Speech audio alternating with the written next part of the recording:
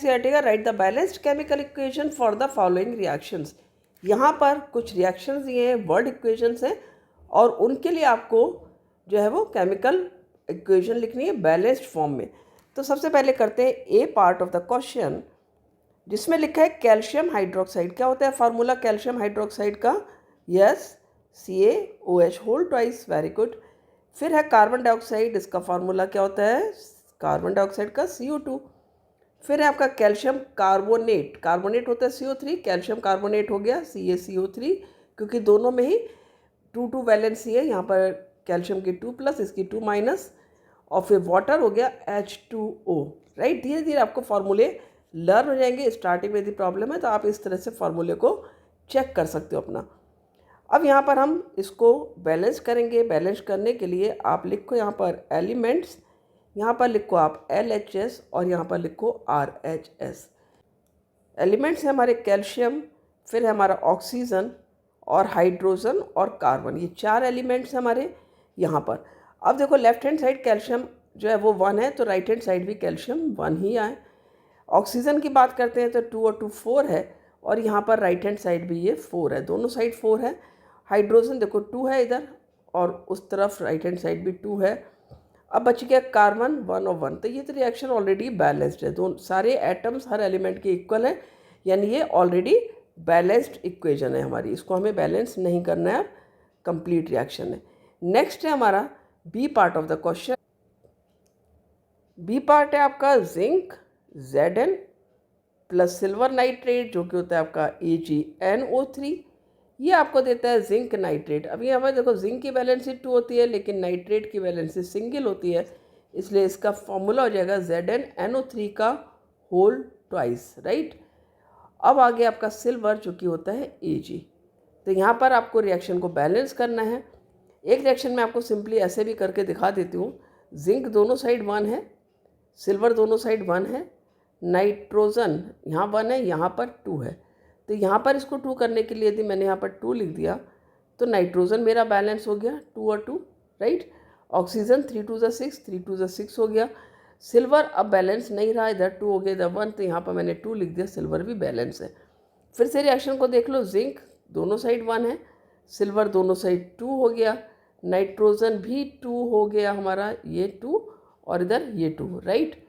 अब हमारा ऑक्सीजन देखते हैं, 3 2 ज़ा 6, 3 2 ज़ा 6, तो हमारा ऑक्सीजन भी बैलेंस है, तो ये हमारी बैलेंस इक्वेशन यहाँ पर लिख गई है। क्लियर। नेक्स्ट करते हैं C part of the question. C part है आपका एल्यूमिनियम, जो कि होता है Al प्लस कॉपर क्लोराइड, जो कि होता है CuCl2, राइट। यहाँ पर हमने कॉपर क्लोराइड को लिया है CuCl2, और आपका आता है एल्यूमिनियम क्लोराइड, जो कि होता है AlCl3, यहाँ पर एरो लगेगा, Al aluminium chloride Cl3 formula इसका, और आ गया यहाँ पर कॉपर। अब देखो यहाँ पर यदि मैं रिएक्शन बैलेंस करती हूँ तो यहाँ पर मैंने फिर से लिख दिया है एलिमेंट LHS साइड और RHS साइड। एल्यूमिनियम हो गया, कॉपर हो गया और क्लोराइड हो गया। एल्यूमिनियम दोनों साइड मेरा 1 है, कॉपर भी दोनों साइड मेरा 1 1 है, क्लोराइड देखो इधर 2 है इधर 3 है। जब भी 3 और 2 का होता है ना, तो हम दूसरी साइड जिधर 3 है उधर हम 2 से पहले मल्टीप्लाई करेंगे। यहाँ पर हमने 2 से मल्टीप्लाई किया तो ये हो गया 6, और इधर मैं 3 से मल्टीप्लाई करूँगी तो ये हो गया यहाँ पर 3 2 ज़ा 6 अगेन। अब यहाँ पर क्या चेंज आया, 3 Cu हो गया, यहाँ पर Cu हमारा 1 था, यहाँ पर Cu हमारा 3 हो गया, इधर 1 है, यहाँ पर भी मैंने 3 लिख दिया, अब हमारा Cu भी 3 हो गया। एल्यूमिनियम दोनों साइड जो है वो इधर 1 है, लेकिन इधर हमारा 2 है एल्यूमिनियम, राइट। तो इधर भी मैं 2 लिख दूँगी एल्यूमिनियम, अब हमारा एल्यूमिनियम भी बैलेंस है। तो रिएक्शन हमारी ओवरऑल बैलेंस हो गई है। हम बैलेंस इक्वेशन लिख सकते हैं यहाँ पर 2Al plus 3CuCl2 gives 2AlCl3 and plus 3Cu। ठीक है, आप रिएक्शन को चेक कर लो, रिएक्शन हमारी कंप्लीटली बैलेंस है, right. Al2 3Cu 3Cu Cl 3 2 ज़ा 6, 3 2 ज़ा 6। पार्ट है आपका डी पार्ट है बेरियम क्लोराइड। बेरियम क्लोराइड का फॉर्मूला होता है आपका BaCl2 प्लस पोटेशियम सल्फेट, इसका फार्मूला होता है K2SO4, क्योंकि SO4 की 2 माइनस होती है वैलेंसी, K पोटेशियम की +1 होती है। बेरियम सल्फेट फार्मूला याद होगा BaSO4, और प्लस पोटेशियम क्लोराइड जो कि होता है KCl, दोनों की -1 क्लोरीन की और +1 पोटेशियम की बैलेंस ही है। तो यहाँ पर रिएक्शन बैलेंस करते हैं।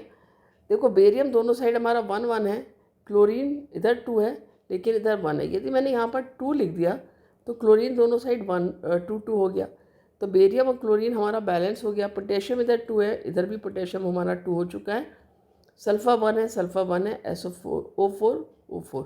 तो ये हमारी रिएक्शन यहाँ पर बैलेंस हो गई है। क्लियर हुआ? तो इस तरह से आप जो है क्वेश्चंस को करेक्टली करना है। आपको ध्यान रखना है कि जब बैलेंस करना है लास्ट में चेक जरूर करना है कि whether the reaction is completely balanced और नॉट। मिलते हैं अगले वीडियो में। Thank you.